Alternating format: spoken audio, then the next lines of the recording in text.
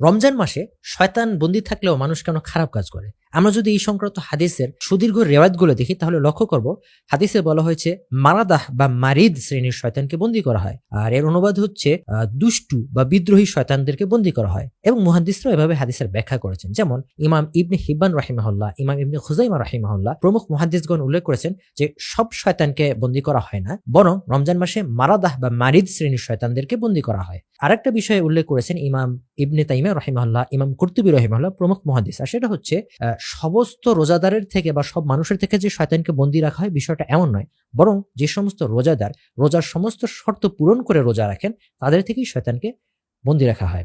আরেকটা বিষয়, মানুষ শুধুমাত্র শয়তানের মন্ত্রণাতেই যে খারাপ কাজ করে বিষয়টা এমন নয়, মানুষ নফসের খায়েশের বশেও খারাপ কাজ করে।